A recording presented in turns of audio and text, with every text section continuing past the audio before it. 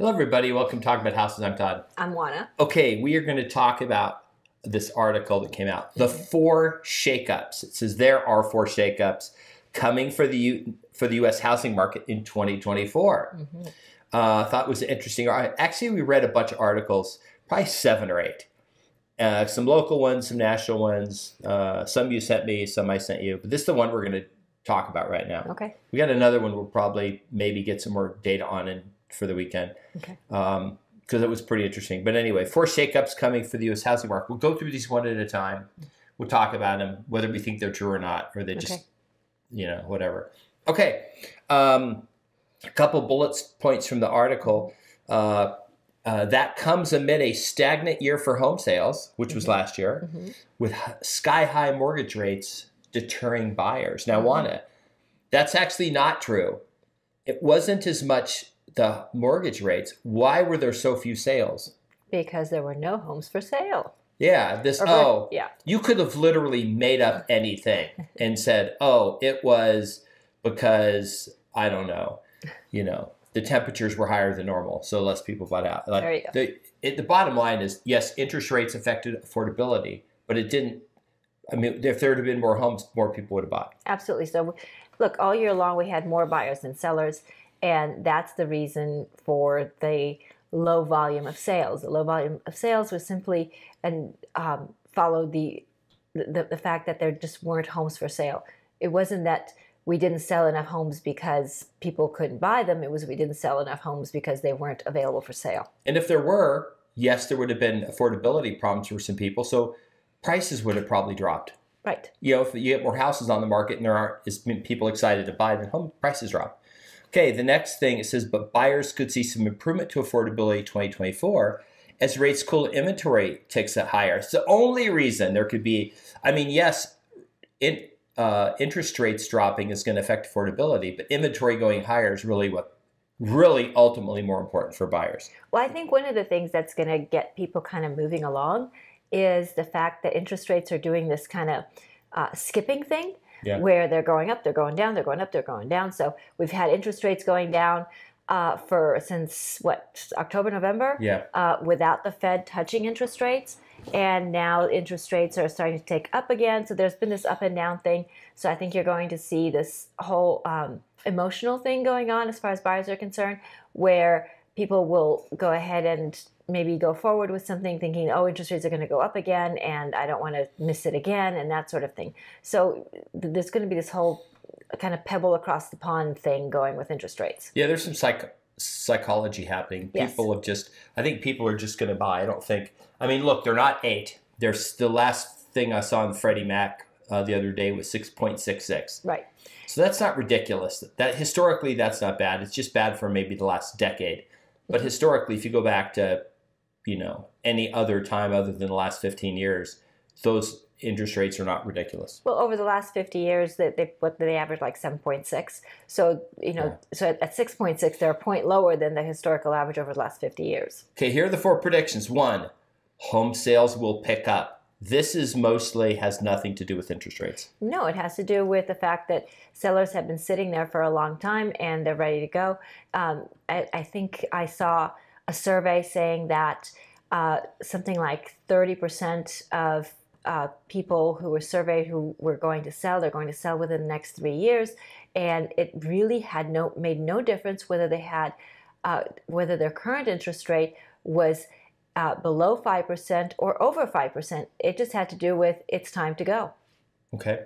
Home sales are set to increase by 5% to 4.3 million in 2024.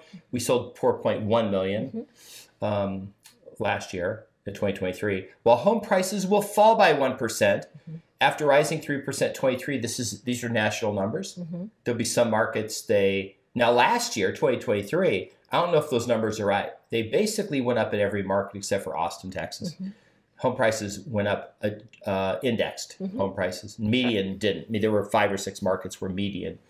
Vegas wasn't one of them. We were up 6.1% or 6% for the year for both price per square foot and median was up. I don't know about the home prices will fall. It might, but that's certainly not a market crash, and that's certainly not that big of a deal, right? No, that's especially after home prices are up 40, 50% in the last 4 years. Right. That's just a normal cyclical market, which is what real estate does. Okay, here's the number 2 one. Home buying fees will decline. Now, Juana, so let's see, your taxes, your purchase taxes, like your transfer taxes won't go down. Escrow fees aren't going down. What are they, home buying fees, what are they talking about? So they're really talking about 2 fees, which is your lender fees and your realtor fees.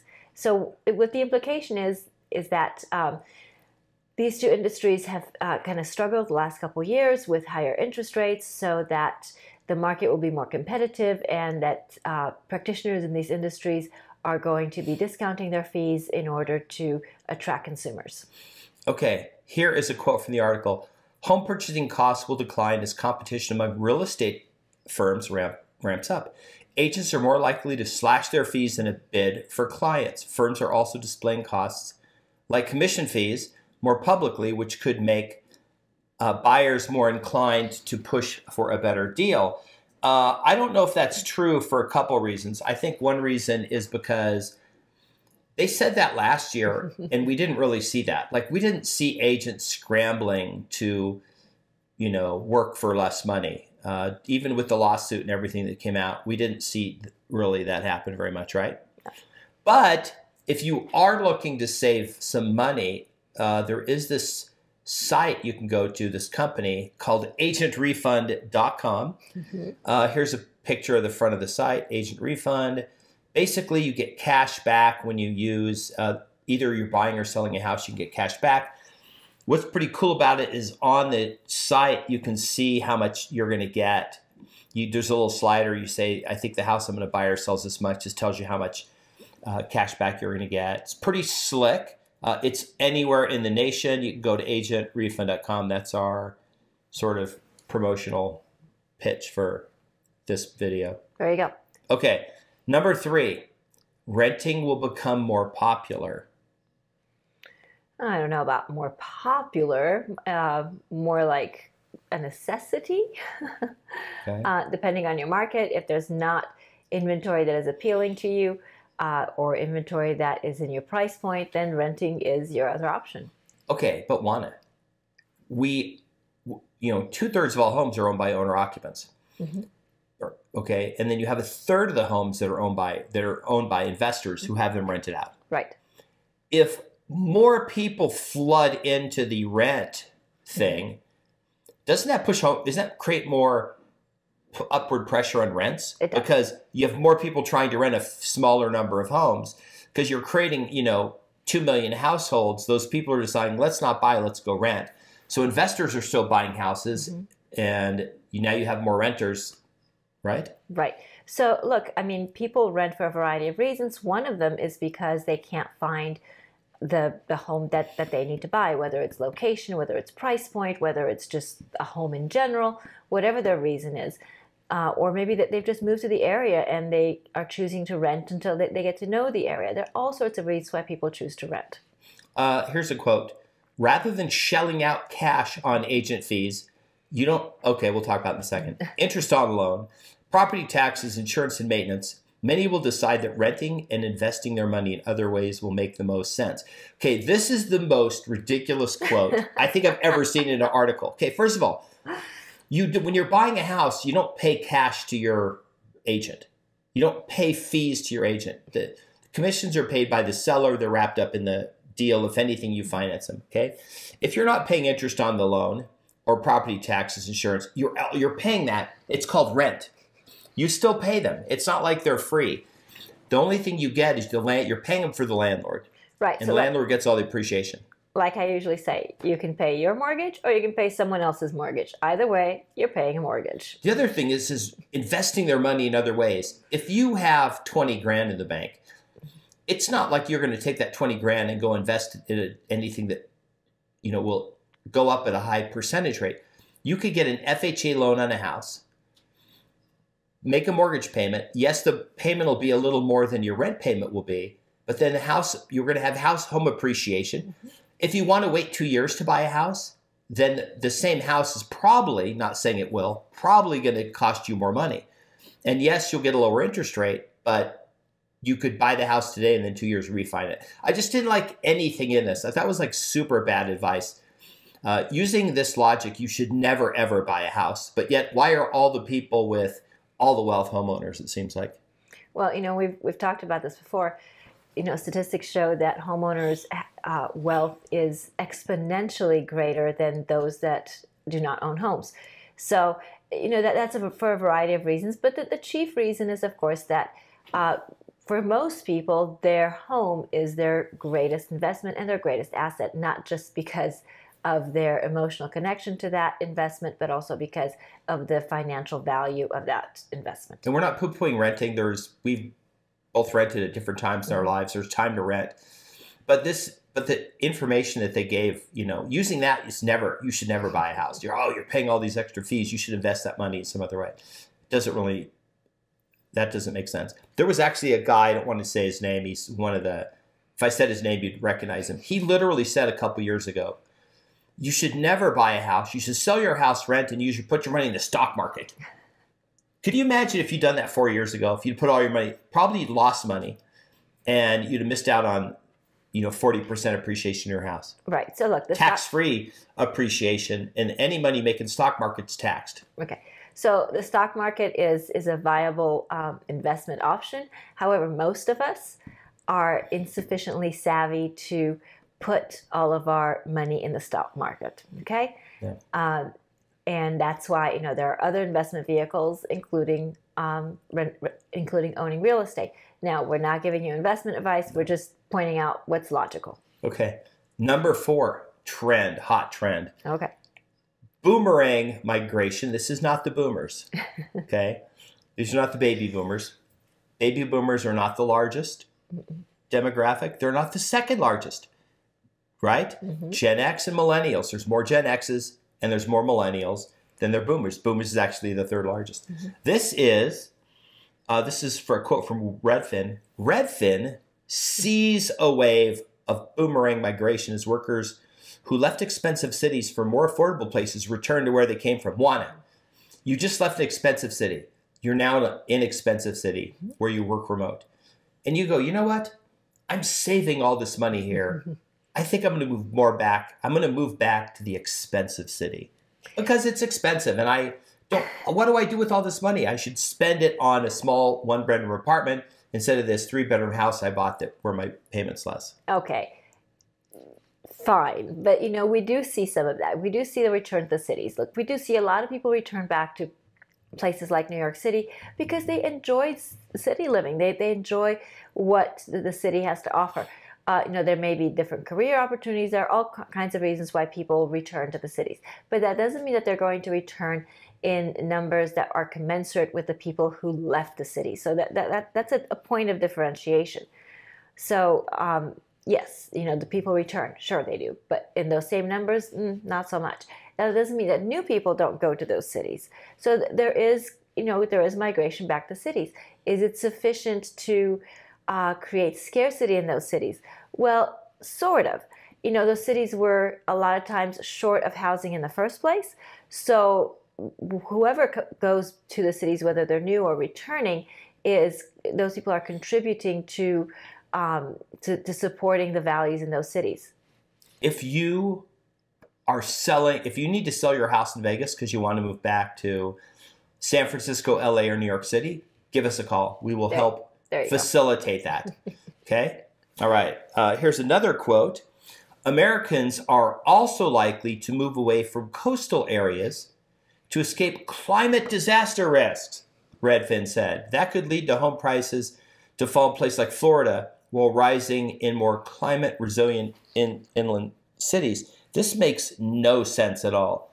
Why is it a climate disaster risk on the coast? All right, so I'm gonna take this two ways. I don't want to get political, but no, I'm not going there. Okay. Just logically, two ways. One, people who move to Florida, and I'm not assuming their knowledge of climate or meteorology or anything like that, just their general knowledge of the topography of the U.S. Who does not know that Florida has a bullseye on it for the occasional hurricane that levels a town. Yeah. Okay, we all know that. So people move to Florida for a variety of reasons. They don't go, oh, I never knew that Florida had hurricanes. Yeah, you did. And people don't tend to leave places like Florida pre-hurricane. They tend to leave places like Florida post-hurricane. So what happens is a place gets leveled, and some people go back and some people don't. People generally don't leave pre-disaster. If they see, something on the horizon as far as, well, hey, maybe there's a better opportunity somewhere else, then they'll move for that. But they're generally not moving pre-disaster. There's this thing on social media I saw, and I checked it just to make sure it was like super fake or anything. It showed a picture of Sydney Harbor, Australia, in 1910. Okay. It was a photograph, and I think they had built I think it was 1910 because I think the Opera House had just been built. Okay. So it's built around that time. It's built a long time ago. And it showed the water level, and then it showed like a recent picture of the water level. It's exactly the same. Like, it hasn't raised. Now, you could argue, well, they're in a different part of the world, so the water is different there. I don't think so. I think mean sea level is mean sea level. Like, the water raises pretty equally. It doesn't raise higher in a different part. We've been waiting for this for years. I mean, we've been talking about this probably since I was a kid. The oceans would rise and it would wipe out all these coastal towns. And I mean, it would have to go pretty high to wipe out most of the West Coast. I mean, even if you're in Orange County, you're still probably 500-600 feet above, unless you live right on the beach, right? If you live on the Strand, or if you live in Newport Beach, like on the beach, it has to go up like 20 feet before it gets you. Okay. I don't know if I don't think this is a legitimate thing. Doesn't make sense to me. Well, there's no data to back it up. We'll put it that way. Okay. Anyway, but if you are thinking of moving from the coast inland, you can go on agentrefund.com and you can find out not only the agent that will sell your house and you get a refund on the sale, then you can find an agent to help you buy a house and you'll get cash back after closing. There you go. On that as well. Okay, so that was fun. While we didn't have any cool charts this time, we had a lively discussion of our opinions, which are amazing. Yeah. Much like Todd's wardrobe. My wardrobe. And you all dressed up to go to work today. And his bright red shirt. So we thank you for hanging out with us on the video. We appreciate your real estate related comments. Please leave them below. Remember to like the video, subscribe, hit the notification bell, share the video, and we'll see you on the next video. Bye. Bye.